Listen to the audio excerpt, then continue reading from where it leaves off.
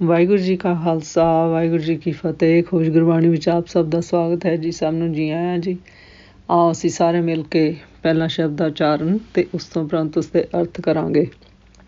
ਅੱਜ ਸੁਖਮਨੀ ਸਾਹਿਬ ਬਾਣੀ ਦੇ ਚੌਥੇ ਸਲੋਕ ਅਤੇ ਚੌਥੀ ਅਸਰੀ ਦੀ ਵਾਰੀ ਹੈ ਜੀ। ਗੌੜੀ ਸੁਖਮਨੀ ਮਹੱਲਾ ਪੰਜਵਾਂ ਸਲੋਕ। ਨਿਰਗੁਣਿਆਰੇ ਆਨਿਆ ਸੋ ਪ੍ਰਭ ਸਦਾ ਸਮਾਲ, ਜਿਨ ਕੀ ਆਤਿਸ ਚੀਤ ਰੱਖ ਨਾਨਕ ਨਿਭੀ ਨਾਲ ਅਸਦੀ। ਰਮਈਆ ਕੇ ਗੁਣ ਚੇਤ ਪੁਰਾਨੀ, ਕਵਨ ਮੂਲ ਤੇ ਕਮ ਦਿਸਦਾਨੀ। ਜਿੰਤੂ ਸਾਜ ਸਵਾਰ ਸਿਗਾਰਿਆ, ਗਰਭ ਅਗਨ ਮੇਂ ਜਿਨੇ ਉਬਾਰਿਆ। ਬਾਰ ਵਿਵਸਥਾ ਤੁਝੇ ਪਿਆਰੇ ਦੂਤ, ਪਰ ਜੋ ਬੰਦ ਭੋਜਨ ਸੁਖ ਸੂਦ। ਬਿਰਦ ਭਇਆ ਊਪਰ ਸਾਖ ਸੈਨ, ਮੁਖ ਪਾਇਓ ਬੈਠ ਕੋ ਦੇਨ। ਇਹ ਨਿਰਗੁਣ ਗੁਣ ਕੁਛ ਨ ਬੂਝੇ, ਬਖਸ਼ ਲਿਓ ਤੋ ਨਾਨਕ ਸੀਜੇ। ਜੈ ਪ੍ਰਸਾਦ ਧਰ ਊਪਰ ਸੁਖ ਬਸੇ, ਸੋਤ ਪ੍ਰਾਤ ਮੀਤ ਬੰਤਾ ਸੰਗ ਹਸੇ।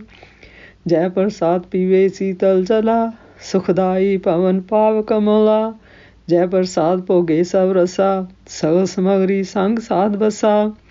ਦੀਨੇ ਹਸਤ ਪਾਪ ਕਰਨ ਨੇਤਰ ਰਸਨਾ, ਤਿਸੇ ਤਿਆਗ ਅਵਰ ਸੰਗ ਰਚਨਾ। ਐਸੇ ਦੋਖ ਮੋੜ ਅੰਧ ਵਿਆਪੇ, ਨਾਨਕ ਕਾਢ ਲੇ ਪ੍ਰਭ ਆਪੇ। ਆਦ ਅੰਤ ਜੋ ਰਾਖਨ ਹਾਰ, ਤਿਸਿਓ ਪ੍ਰੀਤ ਨ ਕਰੇ ਗਵਾਰ। ਜਾ ਕੀ ਸੇਵਾ ਨਾਨਿਤ ਪਾਵੇ, ਤਾਸਿਓ ਮੂੜਾ ਮਨ ਨਹੀਂ ਲਾਵੇ। ਜੋ ਠਾਕਰ ਸਦ ਸਦਾ ਹਜੂਰੇ, ਤਾਕਿਓ ਅੰਧਾ ਜਾਨਤ ਦੂਰੇ। ਜਾ ਕੀ ਟਹਿਲ ਪਾਵੇ ਦਰਗੇ ਮਾਨ, ਤਿਸੇ ਵਿਸਾਰੇ ਮੁਗਧ ਅਜਾਨ। ਸਦਾ ਸਦਾਏ ਭੂਲਣ ਹਾਰ, ਨਾਨਕ ਰਾਖਨ ਹਾਰ ਅਪਾਰ।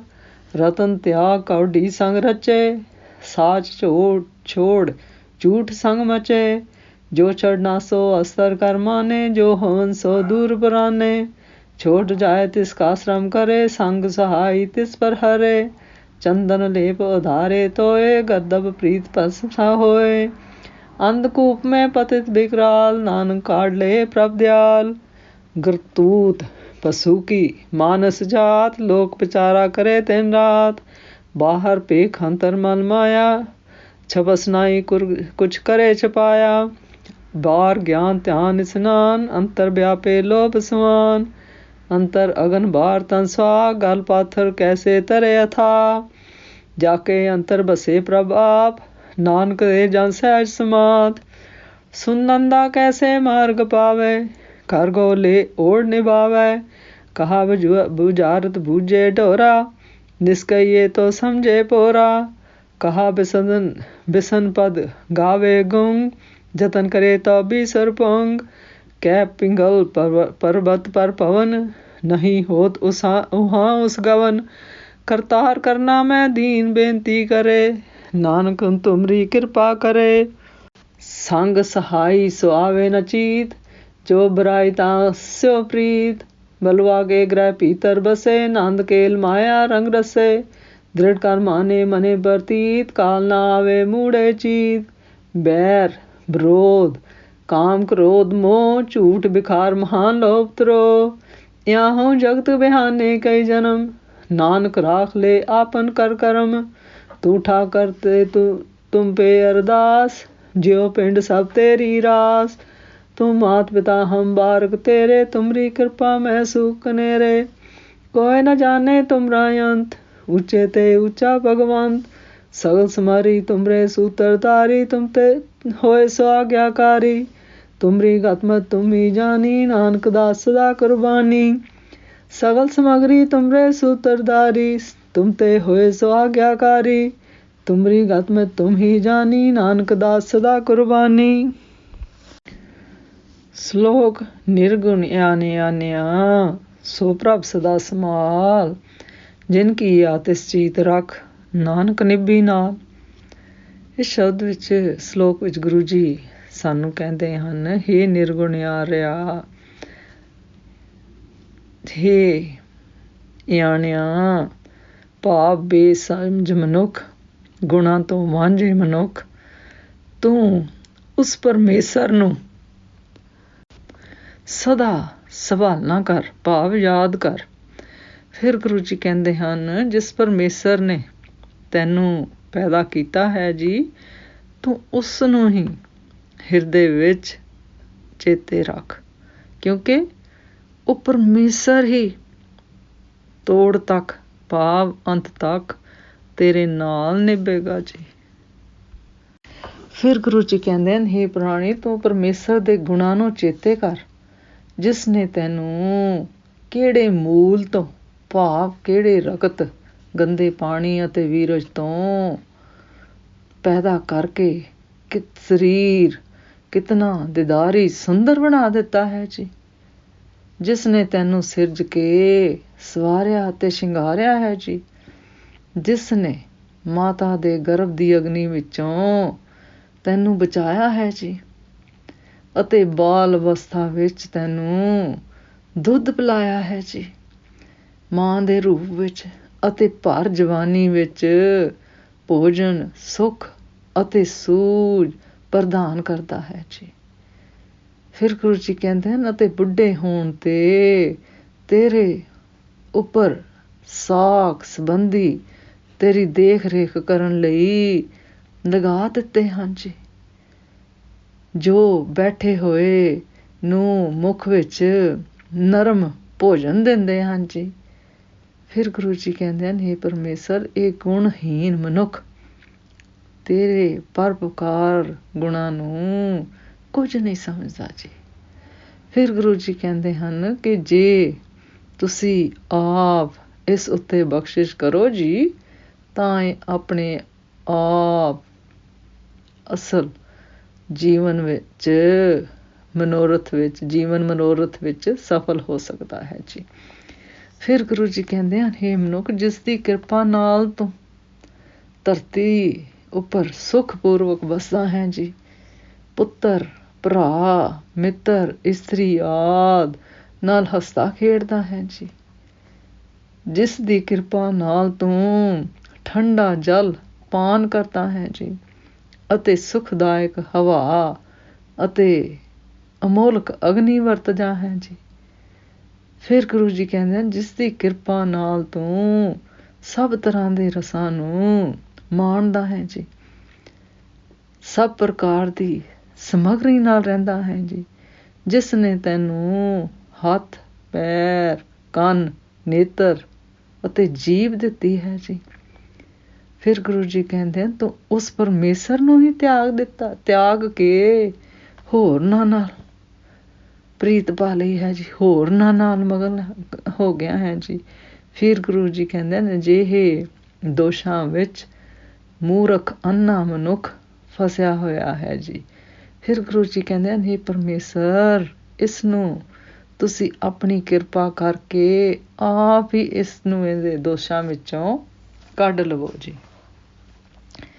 ਫਿਰ ਗੁਰੂ ਜੀ ਕਹਿੰਦੇ ਹਨ, ਜੋ ਪਰਮੇਸ਼ਰ ਇਸ ਮਨੁੱਖ ਨੂੰ ਜਨਮ ਤੋਂ ਮਰਨ ਤੱਕ ਰੱਖਣ ਵਾਲਾ ਹੈ ਜੀ, ਉਸ ਨਾਲ ਇਹ ਮੂਰਖ ਪ੍ਰੇਮ ਨਹੀਂ ਕਰਦਾ ਜੀ। ਜਿਸ ਪਰਮੇਸ਼ਰ ਦੀ ਸੇਵਾ ਨਾਲ 9 ਨਿਧੀਆਂ ਪ੍ਰਾਪਤ ਕਰਦਾ ਹੈ ਜੀ, ਉਸ ਨਾਲ ਮੂਰਖ ਮਨੁੱਖ ਆਪਣਾ ਮਨ ਨਹੀਂ ਜੋੜਦਾ ਜੀ। ਜੋ ਪਰਮੇਸ਼ਰ ਹਮੇਸ਼ਾ ਇਸ ਦੇ ਅੰਗ ਸੰਗ ਹੈ ਜੀ, ਉਸ ਨੂੰ ਇਹ ਅੰਨਾ ਮਨੁੱਖ ਦੂਰ ਸਮਝਦਾ ਹੈ ਜੀ। ਜਿਸ ਦੀ ਟਹਿਲ ਕਰਨ ਨਾਲ ਦਰਗਾਹ ਵਿੱਚ ਪ੍ਰਤਿਸ਼ਠਾ ਪ੍ਰਾਪਤ ਹੁੰਦੀ ਹੈ ਜੀ, ਉਸ ਨੂੰ ਇਹ ਅੰਨਾ ਮੂਰਖ ਮਨੁੱਖ ਅਤੇ ਗਿਆਨੀ ਮੂਰਖ ਭੁਲਾ ਦਿੰਦਾ ਹੈ ਜੀ। ਫਿਰ ਗੁਰੂ ਜੀ ਕਹਿੰਦੇ ਹਨ, ਇਹ ਮਨੁੱਖ ਸਦਾ ਭੁੱਲਣਹਾਰ ਹੈ ਜੀ। ਪਰ ਫਿਰ ਗੁਰੂ ਜੀ ਕਹਿੰਦੇ ਹਨ, ਉਹ ਅਪਾਰ ਬੇਅੰਤ ਪਰਮੇਸ਼ਰ ਇਸ ਦੀ ਰੱਖਿਆ ਕਰਨ ਵਾਲਾ ਹੈ ਜੀ। ਫਿਰ ਗੁਰੂ ਜੀ ਕਹਿੰਦੇ ਹਨ, ਇਹ ਮਨੁੱਖ ਨਾਮ ਰੂਪ ਰਤਨ ਨੂੰ ਤਿਆਗ ਕੇ ਕੌਡੀਆਂ ਵਰਗੀ ਮਾਇਆ ਵਿੱਚ ਲੀਨ ਹੈ ਜੀ। ਸੱਚ ਨੂੰ ਛੱਡ ਕੇ ਝੂਠ ਨਾਲ ਖੁਸ਼ ਹੁੰਦਾ ਹੈ ਜੀ। ਜਿਸ ਨੂੰ ਛੱਡ ਕੇ ਚਲੇ ਜਾਣਾ ਹੈ ਸੀ, ਉਸ ਨੂੰ ਸਥਾਈ ਸੱਚਾ ਕਰਕੇ ਮੰਨਦਾ ਹੈ ਜੀ। ਜੋ ਮ੍ਰਿਤੂ ਇਸ ਨੂੰ ਅਵਸ਼ ਆਣੀ ਹੈ ਜੀ, ਉਸ ਨੂੰ ਇਹ ਭੁੱਲੀ ਬੈਠਾ ਹੈ ਜੀ, ਦੂਰ ਸਮਝਦਾ ਹੈ ਜੀ ਕਿ ਆਣੀ ਹੀ ਨਹੀਂ ਜੀ। ਜਿਸ ਨੇ ਮਾਇਆ ਨੇ ਇਸ ਨੂੰ ਛੱਡ ਜਾਣਾ ਹੈ ਜੀ, ਉਸ ਧਨ ਲਈ ਕਸ਼ਟ ਮਸ਼ੱਕਤਾਂ ਕਰਦਾ ਫਿਰਦਾ ਹੈ ਜੀ। ਜੋ ਹਰ ਵੇਲੇ ਨਾਲ ਰਹਿਣ ਵਾਲਾ ਸਹਾਇਕ ਪਰਮੇਸ਼ਰ ਹੈ ਜੀ, ਉਸ ਨੂੰ ਇਸ ਮੂਰਖ ਮਨੁੱਖ ਨੇ ਦੂਰ ਕਰ ਦਿੱਤਾ ਹੈ ਜੀ। ਫਿਰ ਗੁਰੂ ਜੀ ਕਹਿੰਦੇ ਹਨ, ਖੋਤੇ ਦੀ ਪ੍ਰੀਤ ਸਵਾ ਮਿੱਟੀ ਵਿੱਚ ਲੇਟਣ ਨਾਲ ਹੁੰਦੀ ਹੈ ਜੀ। ਜੇ ਖੋਤੇ ਨੂੰ ਨਵਾ ਕੇ ਚੰਦਨ ਦਾ ਲੇਪ ਕਰਾ ਦਿੱਤਾ ਜਾਵੇ ਤਾਂ ਉਹ ਫਿਰ ਵੀ ਮਿੱਟੀ ਵਿੱਚ ਲੇਟ ਕੇ ਉਸ ਨੂੰ ਉਤਾਰ ਦਿੰਦਾ ਹੈ ਜੀ, ਕਿਉਂਕਿ ਉਹਦੀ ਫਿਤਰਤ ਹੀ ਇਹੋ ਜਿਹੀਆਂ ਚੰਗੀਆਂ ਚੀਜ਼ਾਂ ਵਾਲੀ ਨਹੀਂ ਹੁੰਦੀ ਜੀ। ਫਿਰ ਗੁਰੂ ਜੀ ਕਹਿੰਦੇ ਮਾਇਆ ਦੇ ਮੋਹ ਵਿੱਚ ਫਸ ਕੇ ਮਨੁੱਖ ਅੰਨੇ ਅਤੇ ਭਿਆਨਕ ਖੂਹ ਵਿੱਚ ਡਿੱਗੇ ਪਏ ਹਨ ਜੀ। ਫਿਰ ਗੁਰੂ ਜੀ ਕਹਿੰਦੇ ਹਨ, ਹੇ ਦਿਆਲੂ ਪਰਮੇਸ਼ਰ, ਤੁਸੀਂ ਆਪਣੀ ਕਿਰਪਾ ਨਾਲ ਇਸ ਨੂੰ ਇਹਨਾਂ ਸਭ ਵਿਕਾਰਾਂ ਤੋਂ ਬਾਹਰ ਕੱਢ ਲਓ ਜੀ। ਫਿਰ ਗੁਰੂ ਜੀ ਕਹਿੰਦੇ ਹਨ, ਇਹ ਮਨੁੱਖ ਭਾਵੇਂ ਮਨੁੱਖ ਜਾਤ ਦਾ ਹੈ ਜੀ, ਪਰ ਇਸ ਦੀਆਂ ਕਰਤੂਤਾਂ, ਇਸ ਦੇ ਕੰਮ ਕਰਮ ਪਸ਼ੂਆਂ ਵਾਲੇ ਹਨ ਜੀ। ਇਹ ਦਿਨ ਰਾਤ ਲੋਕਾਂ ਲਈ ਦਿਖਾਵਾ ਕਰਦਾ ਰਹਿੰਦਾ ਹੈ ਜੀ। ਇਸ ਦਾ ਬਾਹਰੋਂ ਧਾਰਮਿਕ ਪਹਿਰਾਵਾ ਹੈ ਜੀ, ਪਰ ਅੰਦਰ ਮਾਇਆ ਦੀ ਮੈਲ ਲੱਗੀ ਹੋਈ ਹੈ ਜੀ। ਫਿਰ ਗੁਰੂ ਜੀ ਕਹਿੰਦੇ ਹਨ, ਉਸ ਨੂੰ ਛੁਪਾਉਣ ਦੇ ਕੁਝ ਯਤਨ ਕਰਨ ਤੇ ਵੀ ਛੁਪਦੀ ਨਹੀਂ ਹੈ ਜੀ। ਫਿਰ ਗੁਰੂ ਜੀ ਕਹਿੰਦੇ ਹਨ, ਬਾਹਰੋਂ ਗਿਆਨ, ਧਿਆਨ ਅਤੇ ਇਸ਼ਨਾਨ ਆਦਿ ਦੀਆਂ ਧਾਰਮਿਕ ਗੱਲਾਂ ਕਰਦਾ ਹੈ ਜੀ, ਪਰ ਹਿਰਦੇ ਵਿੱਚ ਲੋਭ ਰੂਪ ਕੁੱਤਾ ਵਿਆਪਕ ਹੈ ਜੀ।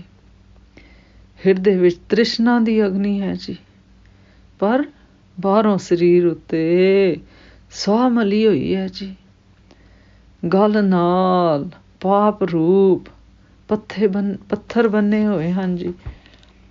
ਇਸ ਤਰ੍ਹਾਂ ਇਹ ਲਾਲ ਅਥਾਹ ਭਾਵ ਇਹ ਮਨੁੱਖ ਇਹਨਾਂ ਲਾਲਚ ਤੋਂ ਇਸ ਸੰਸਾਰ ਭਵ ਸਾਗਰ ਨੂੰ ਕਿਸ ਤਰ੍ਹਾਂ ਤਰ ਸਕਦਾ ਹੈ ਜੀ। ਫਿਰ ਗੁਰੂ ਜੀ ਕਹਿੰਦੇ, ਜਿਨ੍ਹਾਂ ਦੇ ਹਿਰਦੇ ਵਿੱਚ ਪਰਮੇਸ਼ਰ ਰੂਪ ਗੁਰਸ਼ਬਦ ਨਾਮ ਸਿਮਰਨ ਆਪ ਵਸਦਾ ਹੈ ਜੀ। ਫਿਰ ਗੁਰੂ ਜੀ ਕਹਿੰਦੇ ਹਨ, ਉਹ ਗੁਰਮੁਖ ਸਾਧਕ ਸਹਿਜ ਅਵਸਥਾ ਵਿੱਚ ਸਮਾ ਜਾਂਦੇ ਹਨ ਜੀ। ਫਿਰ ਗੁਰੂ ਜੀ ਕਹਿੰਦੇ ਹਨ, ਅੰਨਾ ਮਨੁੱਖ ਸੁਣ ਕੇ ਕਿਵੇਂ ਰਾਹ ਲੱਭ ਸਕਦਾ ਹੈ ਜੀ।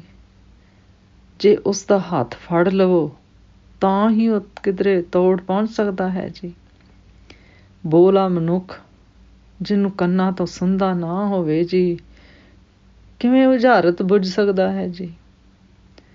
ਜੇ ਉਸਨੂੰ ਰਾਤ ਕਹੀਏ ਤਾਂ ਦਿਨ ਸਮਝਦਾ ਹੈ ਜੀ। ਗੂੰਗਾ ਮਨੁੱਖ ਕਿਵੇਂ ਬਿਸਨ ਪਦੇ ਗਾ ਸਕਦਾ ਹੈ ਜੀ। ਜੇ ਉਹ ਯਤਨ ਕਰੇ ਤਾਂ ਵੀ ਉਸਦੀ ਸੁਰ ਟੁੱਟ ਜਾਂਦੀ ਹੈ ਜੀ। ਲੂਲਾ ਮਨੁੱਖ ਪਰਬਤਾਂ ਉੱਤੇ ਕਿਵੇਂ ਚੜ੍ਹ ਸਕਦਾ ਹੈ ਜੀ, ਕਿਉਂਕਿ ਉੱਥੇ ਉਸਦਾ ਗਮਨ ਨਹੀਂ ਹੋ ਸਕਦਾ ਜੀ। ਫਿਰ ਗੁਰੂ ਜੀ ਕਹਿੰਦੇ ਹਨ, ਹੇ ਕਰਤਾਰ ਪਰਮੇਸ਼ਰ, ਹੇ ਦਿਆਲੂ ਪਰਮੇਸ਼ਰ, ਇਹ ਨਿਮਾਣਾ ਦਾਸ ਬੇਨਤੀ ਕਰਦਾ ਹੈ ਜੀ ਕਿ ਇਸ ਦਾਸ ਦੀ ਤੇ ਕਿਰਪਾ ਕਰਕੇ ਇਸ ਨੂੰ ਤਾਰ ਲਵੋ ਜੀ। ਤੇ ਤੁਸੀਂ ਆਪ ਹੀ ਕਰ ਸਕਦੇ ਹੋ ਜੀ, ਆਪ ਹੀ ਕਰਨ ਕਰਾਉਣ ਯੋਗ ਹੋ ਜੀ। ਫਿਰ ਗੁਰੂ ਜੀ ਕਹਿੰਦੇ ਹਨ, ਜੋ ਪਰਮੇਸ਼ਰ ਮਨੁੱਖ ਦਾ ਸੰਗੀ ਸਾਥੀ ਹੈ ਜੀ, ਉਹ ਇਸ ਨੂੰ ਚੇਤੇ ਨਹੀਂ ਆਉਂਦਾ, ਭਾਵ ਮਨੁੱਖ ਇਸ ਪਰਮੇਸ਼ਰ ਨੂੰ ਚੇਤੇ ਨਹੀਂ ਕਰਦਾ।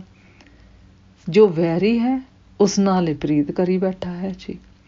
ਇਹ ਮਨੁੱਖ ਰੇਤ ਦੇ ਅਸਥਾਈ ਘਰ ਵਿੱਚ ਵਸਦਾ ਹੈ, ਜੋ ਕਿ ਢਹਿ ਹੀ ਜਾਣਾ ਹੈ ਜੀ, ਅਤੇ ਮਾਇਆ ਦੀ ਮਸਤ ਵਿੱਚ ਮੌਜਾਂ ਕਰਦਾ ਹੈ ਜੀ। ਮਨ ਵਿੱਚ ਆਪਣੇ ਆਪ ਨੂੰ ਮਾਇਆਵੀ ਪਦਾਰਥਾਂ ਨੂੰ ਦ੍ਰਿੜ ਸਮਝਣ ਦਾ ਨਿਸ਼ਚਾ ਕਰੀ ਬੈਠਾ ਹੈ ਜੀ।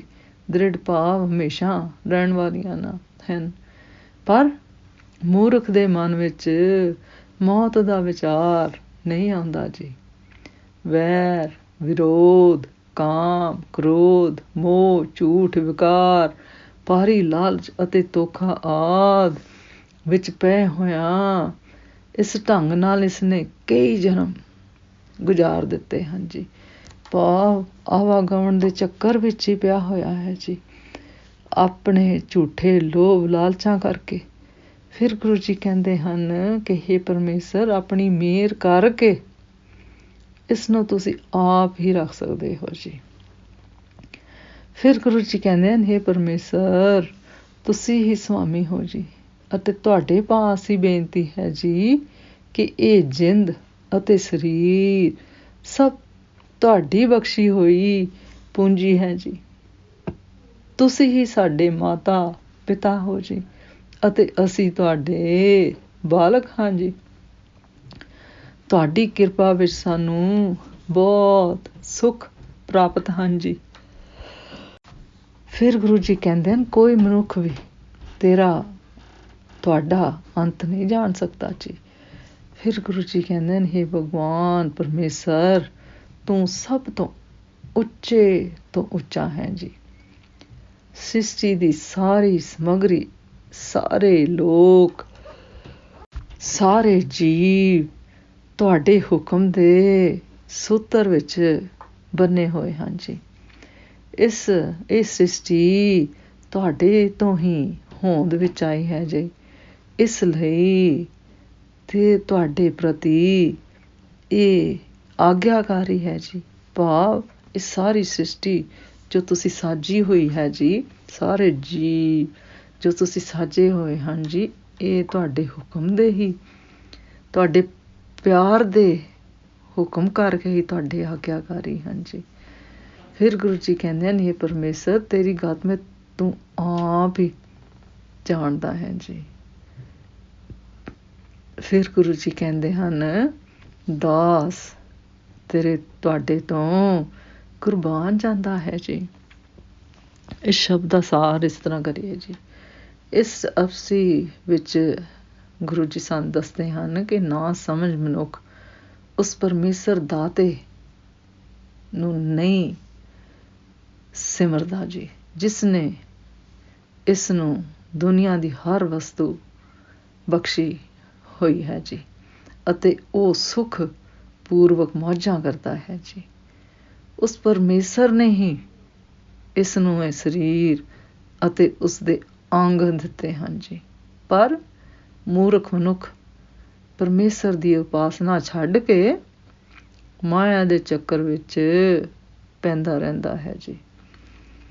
ਬਾਹਰੋਂ ਵਿਖਾਵਾ ਕਰਦਾ ਹੈ ਜੀ, ਪਰ ਅੰਦਰੋਂ ਉਹ ਹਉਮੈ ਕਰਕੇ ਆਫਰਿਆ ਪਿਆ ਹੈ ਜੀ। ਮਾਨਸਿਕ ਵਿਕਾਰਾਂ ਵਿੱਚ ਫਸਿਆ ਹੋਇਆ ਕਈ ਜਨਮ ਗੁਜ਼ਾਰ ਦਿੰਦਾ ਹੈ ਜੀ। ਪਰ ਹਰ ਭਗਤੀ ਗੁਰਸ਼ਬਦ ਗੁਰਸ਼ਬਦ ਨਾਮ ਸਿਮਰਨ ਵਿੱਚ ਇਸ ਦਾ ਦਿਲ ਨਹੀਂ ਲੱਗਦਾ ਜੀ। ਫਿਰ ਗੁਰੂ ਜੀ ਕਹਿੰਦੇ ਹਨ, ਜਿਨ੍ਹਾਂ ਉੱਤੇ ਜਦੋਂ ਪਰਮੇਸ਼ਰ ਕਿਰਪਾ ਕਰਦਾ ਹੈ ਜੀ, ਤਦੋਂ ਹੀ ਉਹ ਪਰਮੇਸ਼ਰ ਦੀ ਵਾਸਤਵਿਕਤਾ ਨੂੰ ਜਾਣ ਸਕਦੇ ਹਨ ਜੀ। ਭਾਵ ਤਦੋਂ ਹੀ ਇਹ ਪਰਮੇਸ਼ਰ ਦੇ ਗੁਰਸ਼ਬਦ ਨਾਮ ਸਿਮਰਨ ਨਾਲ ਜੁੜਦੇ ਹਨ ਜੀ। ਅੱਜ ਦਾ ਵਿਚਾਰ ਕਰਦਿਆਂ ਮੇਰੇ ਕੋਲੋਂ ਅਨੇਕਾਂ ਭੁੱਲਾਂ ਹੋਈਆਂ ਹੋਣਗੀਆਂ, ਉਸ ਵਾਸਤੇ ਮੈਂ ਖਿਮਾ ਦੀ ਜਾਚਕ ਹਾਂ ਜੀ।